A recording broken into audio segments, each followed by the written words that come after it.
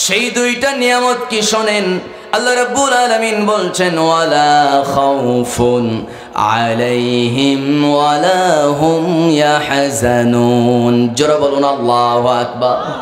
আল্লাহ রাব্বুল আলামিন বলছেন, ও বান্দা, দুনিয়াতে ওই দানকারী ওই বান্দা যে দান করেছে, যার অন্তরটা পুরাই একেবারে সলিড, পুরাই পরিষ্কার, পরিষ্কার একটা মন নিয়া আল্লাহর সন্তুষ্টির জন্য দান করেছে, আমি আল্লাহ রাব্বুল আলামিন জানাই দিলাম দুনিয়াতে তার যে প্রথম পুরস্কার ওয়ালা খাউফুন আলাইহিম, তার জীবনের সকল ভয় আমি আল্লাহ তাআলা দূর করে দেব। যেরকম সুবহানাল্লাহ। আমার ভাইয়েরা, আমার নবীজি খাউফের ভয়ের 5টা ব্যাখ্যা করেছেন, একটু কান লাগান। মাত্র কয়েকদিন আগে বগুড়া জেলার একজন ব্যবসায়ী কিডন্যাপ হয়ে গেল, 16 দিন তিনি নিখোঁজ ছিলেন। এরপরে আমার ভাইয়েরা ওই লোকটাকে উদ্ধার করলো আমার দেশের সেনাবাহিনী। আমার ভাইয়েরা ওই লোকটাকে উদ্ধার করা হলো। লোকটা ছিল বড় একজন ব্যবসায়িক মানুষ। আমার ভাইয়েরা চালের ব্যবসা করত। লোকটাকে কিডন্যাপ করার পর তার বাড়িতে খবর পাঠানো হলো, 40 লক্ষ টাকা যদি মুক্তিপণ দিতে পারো তোমার লোককে আমরা ছেড়ে দেব। আমার ভাইয়েরা, আমার বন্ধুগণ, মুক্তিপণ দাবি করলো 40 লাখ, সেখান থেকে কমতে কমতে এসে গেল 22 লাখ। 22 লাখ টাকা নিয়া পরিবার বর্গ তারা সেনাবাহিনীর সাহায্য সহযোগিতা নিয়া তারা জায়গা মতো 22 লক্ষ টাকা নগদ নিয়ে তারা হাজির হয়ে গেল। এরপরে দেখা গেল ওই ব্যবসায়িক চালের ব্যবসায়ী, সেই ব্যক্তিকে জায়গা মতো উপস্থিত করা হলো। 22 লক্ষ টাকা 16 দিন পর সেই জায়গায় নিয়ে আসা হলো। আমার ভাইয়েরা, হাতে নাতে ধরা পড়লো মাত্র 6 জন ডিবি পুলিশ। সুবহানাল্লাহ বলেন। কয়জন ডিবি পুলিশ? 6 জন ডিবি পুলিশ। ডিবির পোশাক গায়ে একটা হাইস, প্রায় একটা হাইসের ভিতরে সেই 6 জন ডিবি সহ তাকে উদ্ধার করলো আমার দেশের সেনাবাহিনী। আমার ভাইয়েরা, তার মানে এই ঘটনা বলার মূল উদ্দেশ্য হলো যার সম্পদ আছে ওর কিডন্যাপের ভয় আছে। কথা কয় না, ঠিক কি না? যার সম্পদ আছে ওর সবসময় ভয় হলো না জানি কে আমারে কিডন্যাপ করে, কে আমারে গুম করে ফেলে, কে আমার সন্তানরে গুম করে, কে আমার সন্তানকে কিডন্যাপ করে, না জানি কত টাকা বুঝি মুক্তিপণ চায়। এরকম ভয় সম্পদশালীর অন্তরে আছে না নাই? আসতে কই, কথা না বললে কেমনে ওয়াজ করবো? কল, এরকম ভয় আছে না নাই? আমার ভাইয়েরা, ভারতের সবচেয়ে সম্পদশালী ধনকুব যাকে বলা হয় মুকেশ আম্বানি, সে অনেক বড় একজন ধনী মানুষ। তার বডিগার্ড হলো প্রায় 30 জনের মতো। আমার ভাইয়েরা, এতগুলো বডিগার্ড, এক একজনের বেতন হলো 50,000 টাকা। কত টাকা বলেন? 50,000 টাকা। এই যে 30 জন বডিগার্ড, সে সবসময় তাকে নিরাপত্তা দেয়। আমার ভাইয়েরা, সম্পদ আছে কিন্তু ঘুম নাই, সম্পদ আছে নানান টেনশন। এরকম মুসলমান আছে না নাই বলেন? আল্লাহ রাব্বুল আলামিন বলছেন 1 নাম্বার ভয় হলো কিডন্যাপের ভয়। 2 নাম্বার রাসূল বলছেন সম্পদ কমে যাওয়ার ভয়। হঠাৎ করে অনেক সম্পদ হয়ে গেছে, সবসময় টেনশন, না জানি ব্যবসায় কোন দিন জানি লোকসান হয়ে যায়, কোন দিন জানি লস হয়, কোন দিন জানি সম্পদ কমে যায়, না জানি কোন দিন বুঝি চাকরি চলে যায়। সবাই তো জানে আমি তো সপ্তাহে 2-4-5 কেজি গরুর মাংস কিনি, কোনো সমস্যা হয় না।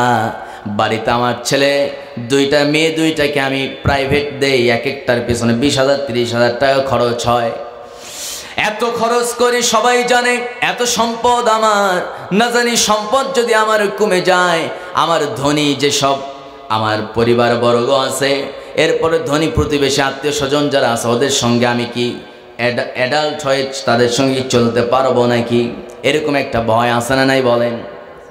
3 নাম্বার ভয় হলো মৃত্যুর পর আমার সন্তানরা প্রপারলি আমার সম্পদগুলো ভালো কাজে ব্যয় করবে নাকি খারাপ কাজে ব্যয় করবে। ম্যাক্সিমাম উত্তরবঙ্গের মানুষ শুধু ভয় করে, না জানি ঈদের সময় আমার ছেলেটা মোটরসাইকেল নিয়ে হিলিতে যায় নাকি। কথা কয় না, ঠিক কি না? হিলিতে চলে যায় ঈদের দিনে। আমার গাড়ির ড্রাইভার আমার গাড়ির ড্রাইভার উনি একদিন বলতেছে, হুজুর কিছুক্ষণ আগে আমার একজন বন্ধু ফোন করছে, বলতেছে যে দোস্ত হিলিতে যাবি নাকি? আমি তো বললাম যে আমি সিরাজগঞ্জ আছি। আমার ভাইয়েরা, আমার বন্ধুগণ, ম্যাক্সিমাম ড্রাইভাররা দেখবেন ঈদের দিনে সুযোগ পাইলে হিলিতে যাওয়ার চেষ্টা করে, একটু যদি ডাল কিছু যদি পাওয়া যায়। বুঝতেছেন কথা? নিশাখর এরকম পোলাপান আছে না নাই? আসতে কয় আছে না নাই? ছেঁকা খাইছে, গার্লফ্রেন্ড ছেড়ে দিয়েছে, অন্য জায়গায় বিয়ে হয়েছে, টেনশনে ঘুম আসে না, 2-4 বোতল খেয়ে ঘুমায়। কথা কয় না? আছে না নাই? আছে। এরপরে দেখবেন লক্ষ লক্ষ টাকা খরচ করে বছরে শুধু ধূমপান করে। আছে না নাই বলেন? আমার ভাইয়েরা, বাপের টেনশন হলো আমার সম্পদগুলো আমার সন্তান ভালো কাজে ব্যয় করবে নাকি খারাপ কাজে ব্যয় করে ছেলেটা নষ্ট হয়ে যাবে নাকি, এই একটা ভয়। আবার দেখবেন আমার ভাইয়েরা, ম্যাক্সিমাম ডাক্তার যারা আছে তাদের সন্তানগুলো অনেক সময় অনেক ধরনের রোগে আক্রান্ত হয়ে থাকে। এরকম আছে না নাই বলেন? আমার বন্ধুগণ, একটু খেয়াল করে দেখবেন যাদের সম্পদের ভিতরে সুদের টাকা আছে, ঘুষের টাকা আছে, অবৈধ টাকা আছে, এদের সন্তানগুলো ম্যাক্সিমাম দেখবেন একটু আমবলত টাইপের হয়ে থাকে। আছে না? একটু বোঝে কম, বুদ্ধি কম, একটু তোতলামি আছে, কানে শোনে কম, নানান অসুখ। আছে না নাই? আছে। আবার দেখবেন রিক্সা চালায়, দিন মজুরির কাজ করে, কিন্তু ছেলে ম্যাজিস্ট্রেট হয়ে গেছে, ছেলে বড় আলেম হয়ে গেছে। এরকম রেকর্ড কম না বেশি? অনেক বেশি। কারণ ওর সম্পদের মধ্যে হারাম নাই। ঠিক কিনা? আমার ভাইয়ের 4 নম্বরে, আমার সম্পদের মধ্যে হারামের মিশ্রণ লেগে যায় নাকি? ইমানদারদের ভয় হলো আমার সম্পদ হারাম হচ্ছে কিনা, যে সম্পদ উপার্জন করতেছে কিনা হারাম সম্পদ ঢুকতেছে নাকি। 5 নাম্বার ভয় হলো এই সম্পদগুলো শেষ পর্যন্ত আমি ভোগ করতে পারবো নাকি। এখনই তো আমার ডায়াবেটিস ধরছে, এখনই তো আমার প্রেশার ধরছে, নানান ভয়। আমার বন্ধু আল্লাহ রাব্বুল আলামিন বলছেন, সকল প্রকার ভয় থেকে আমি আল্লাহ তোকে মুক্ত করে দিব। জোরে কোন সুবহানাল্লাহ। 2 নাম্বার ভয় হলো, 2 নাম্বার যেই পুরস্কার আল্লাহ দিবেন, ওয়ালা হুম ইয়াহজানুন, সকল প্রকার দুশ্চিন্তা আল্লাহ দূর করে দেবেন। আর 3 নাম্বার আল্লাহ রাব্বুল আলামিন যে পুরস্কারটা দেবেন মৃত্যুর পর, আল্লাহ রাব্বুল আলামিন বলছেন, লাহুম আজরুহুম ইনদা রাব্বিহিম। জোরে বলুন আল্লাহু আকবার। আল্লাহ বলছেন সকল প্রকার গুনাহ আমি আল্লাহ মাফ করে দেব। সুবহানাল্লাহ বলেন। আমার ভাইয়েরা, এই আয়াতটা নাজিল হলো কখন? তাবুক যুদ্ধ শুরু হয়ে গেছে। ওসমান রাদিয়াল্লাহু তাআলা আনহু আমার রাসূলের কাছে এসে বলছেন, ইয়া রাসূলুল্লাহ, আমার বাড়িতে মোট টোটালি 4000 স্বর্ণ মুদ্রা আছে, এর মধ্যে আমার বাড়ির প্রয়োজন মতো কিছু সম্পদ আমি রেখে দিয়েছি, বাদ বাকি 3000 স্বর্ণ মুদ্রা আমি যুদ্ধের জন্য আল্লাহর রাস্তায় দান করে দিলাম।